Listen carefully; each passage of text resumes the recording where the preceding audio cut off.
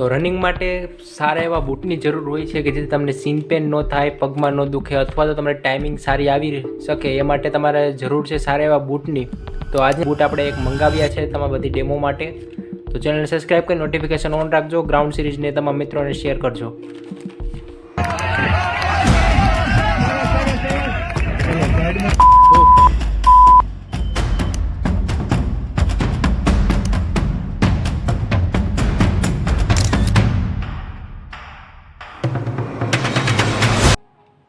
તો સૌપ્રથમ આપણે આને ઓપન કરીએ.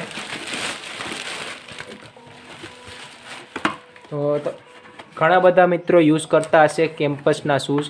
ખબર હશે કે કેમ્પસના શૂઝ સારા આવે છે અને સાથે એની જે પાછળનો આપણે જોઈએ જે એક પ્રકારથી નીચેની સપાટી હોય છે એ સોલ કહેવાય, જેને કે જે સ્ટેપ તમારા પડે એટલે તમને સીન પેન કે પગમાં દુખાવો કે અથવા ટાઈમિંગ સારી આવી શકે, શ્વાસ ચડે પછી સીન પેન થાય, તો એના માટેનું એક મોટું કારણ છે બૂટ તમારી પાસે સારા ન હોય.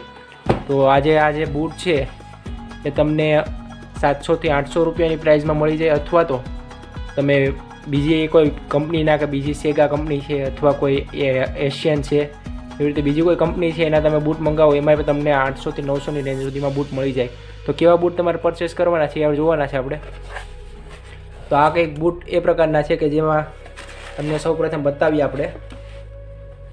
તો જો આ બૂટમાં તમે ધ્યાનથી જોયો તો આ પાછળની જે સપાટી છે એ એકદમ તમારો સ્ટેપ જેવી રીતે પંજો આવી રીતનો પડતો હોય,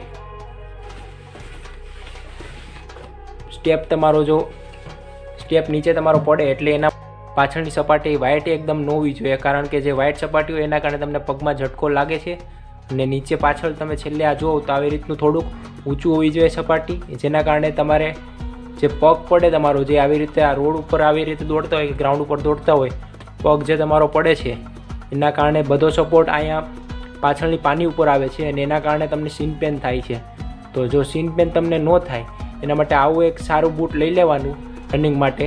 અને બીજી એક વાત છે કે તમારો પગ પ્રોપર એમાં આવી જવો જોઈએ અને દોડતી વખતે તમારા જે પગની આ જે શૂઝ બાંધવાની જે દોરી છે એ તમારી ખુલવી ન જોઈએ રનિંગમાં, કારણ કે ઘણા મિત્રોને ખુલી જાય છે અને ટાઈમિંગ તમારું બાંધવામાં વયો જાય છે. એક ભાઈનો કોમેન્ટ આવ્યો હતો કે પગના જે આ દોરી આવે એ છૂટી ગઈ અને રનિંગમાં બાંધવામાં રહ્યો અને એને પછી ટાઈમિંગમાં ફરક પડ્યો. અને ગ્રાઉન્ડ પસના સારા એવા બૂટ છે કે જેમાં તમે જોવો તો પાછળની જો આ ગાદી કહેવાય આને એકદમ પોચી છે.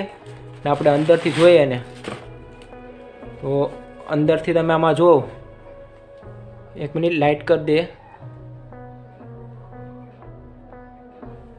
અંદર તમે આમાં જોવા જાઓ તો આવી રીતે જો કંઈક કેમ્પસનું જો પોચું અંદર જે સપાટી અંદરની ગાદી આવે એ પોચી હોવી જોઈએ, પાછળની જે આ ગાદી આવે એ પોચી હોવી જોઈએ, જે થોડીક જાડી અને પોચી હોવી જોઈએ, અને જે પાછળની સોલ આવે એ એકદમ સીધી ન હોવી જોઈએ, આવી રીતે ખરબચડી હોવી જોઈએ. તમારો પગ જે પડે નીચે રોડ ઉપર અથવા ગ્રાઉન્ડ ઉપર તો તમને ઝટકો ન લાગવો જોઈએ, જેનાથી સીન પેન થવાના ચાન્સ ઓછા રહે છે. તો એવી રીતના આ કેમ્પસના કંઈક બૂટ છે.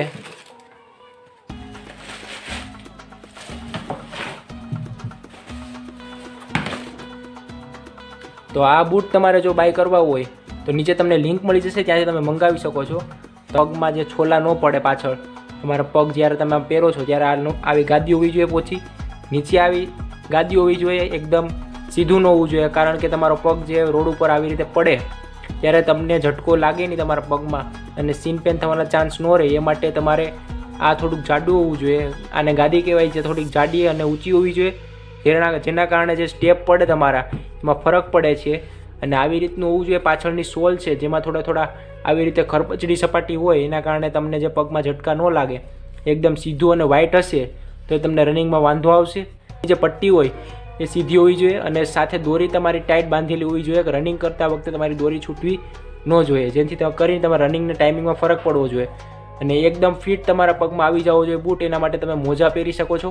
અને આ બૂટ કોઈને મંગાવવા છે તો આપણે ડિસ્ક્રિપ્શન બોક્સમાં નીચે લિંક મળી જશે, ત્યાંથી તમે આ બૂટ મંગાવી શકો છો. સારી એવી પ્રાઇસમાં બૂટ આવી જશે.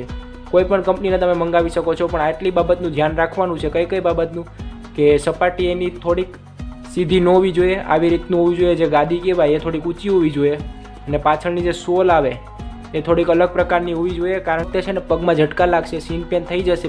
તમે અઠવાડિયામાં 5 થી 6 દિવસ સતત દોડવાનું ચાલુ રાખ્યું એટલે સીટ બેન્ડ થઈ જશે.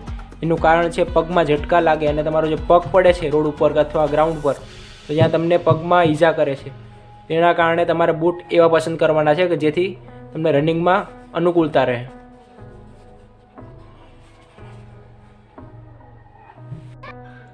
તો નીચે ડિસ્ક્રિપ્શન બોક્સમાં આપણે રનિંગ માટેના બેસ્ટ બૂટની લિંક રાખેલ છે કે જેમને બૂટ મંગાવવા હોય એ જ્યાંથી મંગાવી શકે છે, અથવા તો તમને કોઈ પણ કંપનીના સારા એવા બૂટ ગમતા હોય તમે ત્યાંથી મંગાવી શકો છો, ઓર્ડર કરી શકો છો. તો ખાસ કરીને ધ્યાન રાખવાનું છે બૂટમાં કે ગાદી થોડીક જાડી હોવી જોઈએ, સોલ એની ખરબચડી હોવી જોઈએ, એકદમ સીધી ન હોવી જોઈએ. સાથે અંદરનું જે નાખેલી આવે છે જે ઓલી પ્લેટ, એ પ્લેટ પોચી હોવી જોઈએ અને તમને રનિંગમાં અનુકૂળતા આવે એવી હોવી જોઈએ. સાથે તમારી જે દોરી આવે બૂટની એ છૂટવી ન જોઈએ, સરસ મજાથી દોરી જે બંધાઈ જવી જોઈએ અને તમારો જે પગ છે એ આમાં ફિટ થઈ જવો જોઈએ. એના માટે તમને જે નંબર લાગતા હોય એ નંબરનો તમારે બૂટ મંગાવવાનો છે. મારે 10 નંબરનો બૂટની સાઇઝ છે, એવી રીતે તમારે જે 9, 8 એવી રીતે જે પણ પ્રકારની બૂટની સાઇઝ હોય એ પ્રકારથી રાખવાની છે. અને સાથે તમે જો આ બૂટ આમ જુઓ તો એમ લાગે તમને કે એકદમ સીધું બૂટ આમાં નથી, નીચે ખરબચડી સપાટી છે ને એવી રીતે તમને પગમાં સીન પેન અથવા તો પગમાં દુખાવો નહીં થાય. એની ખાસ બાબતનું ધ્યાન રાખવાનું છે. તો કોઈને પણ મંગાવવા હોય તો નીચે લિંક રાખેલી છે ત્યાંથી તમે મંગાવી શકો છો. અને ખાસ કરીને ધ્યાન રાખવાનું છે કે બૂટમાં જે પાછળની આ સપાટી આવે એ એકદમ જાડી હોવી જોઈએ અને જે એક પ્રકારથી ઊંચી હોવી જોઈએ, જેના કારણે તમારો પગ જે પડે રોડ ઉપર અથવા ગ્રાઉન્ડ પર ત્યાં તમને લાગે નહીં. એના કારણે આ પ્રકારથી કંઈક બૂટ તમારા હોવા જોઈએ. તો વિડીયોને લાઇક કરો, ચેનલને સબસ્ક્રાઈબ કરો. મળીએ નવા વિડીયોમાં. ત્યાં સુધી જય હિન્દ, જય ભારત.